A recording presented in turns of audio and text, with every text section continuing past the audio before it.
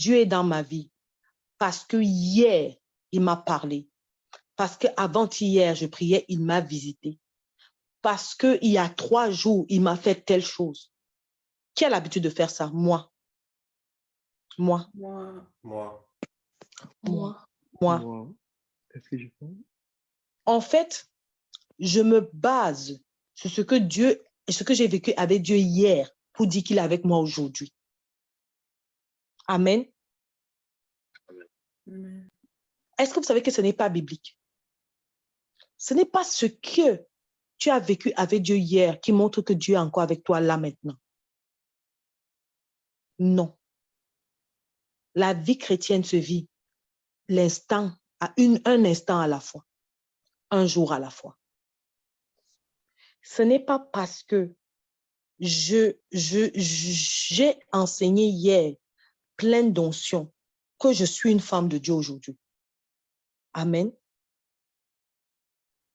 Ce n'est pas parce que Saül avait prophétisé, il avait marché sous la direction de l'Éternel en compagnie du prophète Samuel que Saül a fini avec Dieu. Amen. Ce que j'ai vécu avec Jésus hier n'est pas la preuve. Ce n'est pas parce que David a été l'homme selon le cœur de Dieu que quand le jour où il a tué Uri, le mari de Bathsheba, pour prendre sa femme, il était avec Dieu. Amen. Amen. Ce qui fait en sorte que des gens comme les David, les gens comme les Saül, les gens comme les personnes comme les Samson ont pu, malgré le fait qu'ils aient marché puissamment avec Dieu, ont pu oublier Dieu. C'est une chose. Ils ont oublié une affaire. Et c'est de ça que je veux qu'on parle globalement, un peu en détail aujourd'hui. C'est de considérer que la vie chrétienne, c'est un jour à la fois. Amen. Amen. Les histoires d'hier ne sont pas la preuve qu'il vit en moi aujourd'hui. Amen. La présence d'hier ne prouve pas que Jésus est encore là maintenant. Amen. Amen. Amen. Et c'est ça qui fait que, il y a des personnes ici, on avait déjà fait un enseignement, j'avais déjà brossé un enseignement rapidement comme ça un mardi, mais l'Esprit de Dieu m'a mis à cœur de le refaire d'une autre façon aujourd'hui. Pourquoi? Parce que ceux même avec qui j'avais parlé de ça mardi n'ont pas continué dans ça. Vous qui avez suivi l'enseignement le mardi, qui, quand il se lève le matin, examine sa vie chrétienne d'hier et se disant que aujourd'hui, ça doit être plus qu'hier. Donc, tous les matins, quand tu te lèves, tu te dis, Seigneur, je veux plus t'aimer plus que hier. Et Dieu a voulu que je vienne parler de ça aujourd'hui. Pourquoi? Je vous assure, c'est ça qui va faire la différence entre ceux qui seront prêts pour l'enlèvement et ceux qui ne le seront pas. C'est ça qui va faire la différence entre la génération qui marche loin de puissance et celle qui marche sans puissance. C'est ça qui va faire la différence entre ceux qui se lèvent avec le pouvoir que Jésus leur a donné et ceux qui n'ont rien, mais aspirent à ça jour après jour. La vie chrétienne, un jour à la fois. On va prendre un verset. Allons lire Proverbe 61, verset 9. C'est Somme, excusez-moi. Je suis fatiguée. C'est Somme. Somme 61, verset 9. Somme 61, verset 9. Oui, c'est pour ceux qui ont des versions différentes, il faudrait aller dans la Louis II. Alors je chanterai sans cesse ton nom en accomplissant chaque jour mes vœux. Écoutez, Paul, lis ça doucement, s'il te plaît. Alors je chanterai sans cesse ton nom en accomplissant chaque jour mes vœux. Je chanterai sans cesse ton nom en accomplissant chaque jour mes vœux. Aïe, aïe, aïe. Donc, la façon dont David dit qu'il va louer Dieu, c'est en accomplissant quand? Une fois par année? Chaque jour. Chaque jour. En anglais, on dit every single day. Every single day. Il dit que je vais louer Dieu Mais comment je vais faire ça? Parce que je vais obéir à Dieu chaque jour, individuellement. Aïe! Je vais obéir à Dieu chaque jour, individuellement. En fait, tu peux aussi dire, je vais obéir à Dieu un jour à la fois. Amen. Amen. Amen. Accomplir les vœux, c'est quoi? Qui sait c'est quoi? Quand on parle de accomplir, quand Dieu dit accomplir tes vœux envers moi, quand on dit dans la parole de Dieu que je vais accomplir mes vœux, c'est quoi? Qui sait ce que ça veut dire? Accomplir ses vœux, c'est quoi? Faire ce que j'ai promis de faire chaque jour. OK. Paul dit que accomplir ses vœux, c'est faire ce que j'ai promis de faire chaque jour. Mais cette promesse-là, c'est quand que tu l'as faite? C'est quoi la promesse que tu lui as faite? C'est quand j'ai accepté Jésus-Christ. Amen. J'ai promis de marcher dans l'obéissance, de marcher comme il dit Selon chaque ta jour. parole, selon sa pensée. Mhm. Amen. Amen. Et il dit qu'il va faire ça quoi? Il va dire que, donc, quand un chanteur dit, je vais louer l'Éternel, louer ne veut pas dire chanter seulement. Il dit, ma façon de louer Dieu tous les jours, c'est que je vais accomplir, je vais obéir à sa parole chaque jour qu'il m'est donné de vivre sur terre. Mes frères, vrai ou faux? Vrai. Ouais. Vrai. Maintenant, puisque c'est un jour à la fois, allons voir un autre verset, s'il vous plaît. Psaume 71, verset 8. Psaume 71, verset 8. Psaume 71, verset 8. Que ma bouche soit remplie de tes louanges, que chaque jour elle te glorifie. Qui commence à prendre conscience qu'il s'agit de faire un vœu pour chaque jour? L'alliance, le contrat que tu as fait avec Jésus, le jour où tu as donné ta vie à Jésus, le jour où tu as dit, Seigneur, je rentre dans les eaux de baptême, je prends l'engagement devant toi et devant les hommes de devenir ton enfant. C'est un engagement que tu devais prendre pour obéir chaque jour. En fait, ton obéissance d'hier ne vaut rien aujourd'hui. Vrai ou faux, mes frères, mes sœurs? Ouais. La Bible dit Ouais. que la fin de toute chose vaut mieux que le commencement. Pourquoi? Parce que le jour d'après, nous sommes à la fin du jour d'avant. Vrai ou faux? Ouais. C'est un jour à la fois. Ça veut dire quoi? En tant qu'enfant de Dieu, quand tu te couches, dès que tu te lèves, dès que tu es éveillé, tu es déjà dans un jour. Et quel que soit ce que tu as vécu avec Dieu, quels que soient tes exploits, quelle que soit ta sainteté d'hier, elle ne te couvre pas aujourd'hui. Je prends un exemple, je vais lui prendre un exemple sur la nourriture.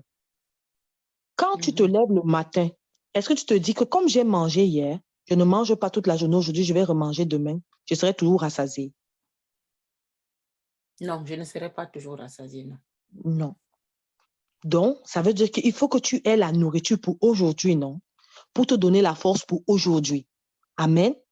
Amen. La vie chrétienne, c'est comme ça.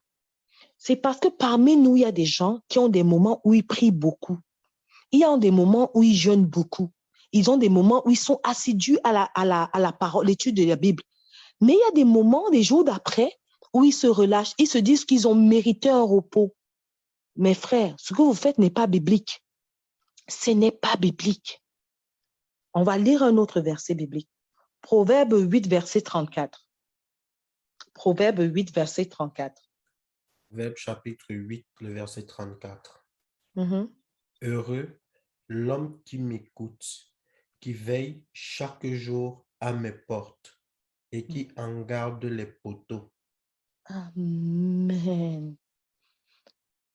Qui veille chaque jour à mes portes et qui en garde les poteaux. Mes frères, est-ce que c'est une fois par mois? Est-ce que c'est une fois par semaine? Est-ce que c'est 6 jours sur 7? C'est chaque jour. C'est chaque jour. Et si vous vous rappelez même, on va aller dans la nouvelle alliance pour voir ça, parce que depuis là, je n'ai pris que l'ancienne alliance. Vous pouvez vous dire, mais avec Jésus là, l'œuvre de la grâce, je peux quand même relaxer parce que Jésus est mon avocat, il me défend auprès du Père, n'est-ce pas? Quelqu'un peut penser ça, n'est-ce pas? Mais Jésus dit que c'est chaque jour que tu dois veiller. Tu dois veiller à lui plaire chaque jour. Tu dois veiller à être à ses portes. Ses portes, c'est quoi? Veiller à être à ses portes tous les jours. Ça veut dire quoi? Veiller à ce qu'il te voit, à être en sa présence, à ce qu'il te voit, à ce qu'il t'entende. Veiller à ce que tu sois à l'endroit où Jésus va passer. En fait, c'est une façon de dire que, c'est aussi une façon de dire que nous devons veiller à être tous les jours, être sûrs que nous sommes à la position que Dieu veut que nous soyons, quel que soit ce que nous faisons spirituellement. Ça veut dire que spirituellement, je dois exactement être à l'endroit que le Saint-Esprit veut que je sois. Je dois exactement être en train d'attendre du Saint-Esprit. Veiller aux portes, c'est attendre qu'un événement se passe. C'est attendre que Dieu parle. C'est attendre que Dieu passe. C'est attendre que Dieu agisse. C'est attendre que Dieu réponde. C'est attendre que Dieu exauce. C'est attendre que Dieu vienne. N'est-il pas en train de dire dans ce passage dans Proverbe 8 que heureux est celui qui vit chaque jour pour moi? C'est chaque jour. Ça veut dire que quand un jour se lève, Yannick, on recette à zéro, mon frère. On repart à zéro. Ce n'est pas parce que hier, Dieu m'a visité comme ça. Quand je priais, j'ai ressenti ça. Quand je priais, Dieu m'a montré telle vision. Qu'aujourd'hui, je peux un peu me calmer parce que je suis avec lui. Non. Si tu fais ça, tu seras quelqu'un qui sera toujours en train d'éteindre son feu. Pourquoi? Parce que c'est la visitation d'hier qui doit te donner la force de faire, de vouloir plus aujourd'hui. C'est la visitation d'hier qui doit te donner la force de chercher Dieu plus aujourd'hui. Pour encore aller prendre plus de force. C'est comme un soldat qui s'habille pour aller en guerre. Et il se rend compte que jour 1, il n'avait pas de casque, mais il n'avait pas de casque, mais il avait quand même un bouclier. Il avait quand même ses chaussures, mais il n'avait pas de casque. Mais le jour 1, il y a quand même une petite flèche qui a blessé son front. Et il se dit, non, demain, non seulement je vais encore avoir mon casque, mais je vais encore avoir mes chaussures. Mais en plus de ça, je vais aussi veiller à ce que mon casque ne quitte pas ma tête. Amen. Et pour vous donner l'appui biblique de ce que je vous dis là, c'est 2 Corinthiens 4, 16. Paul, tu peux lire. Nous devons être les personnes où notre vie de sanctification s'améliore de jour en jour. 2 Corinthiens chapitre 4, verset 16. C'est pourquoi nous ne perdons pas courage. Et lors même que notre homme extérieur se détruit, notre homme intérieur se renouvelle de jour en jour. Amen. Renouveler, tu peux voir ce que ça veut dire. Tape strong. Renouveler veut dire causer la croissance, remettre à neuf. Amen. Causer la croissance.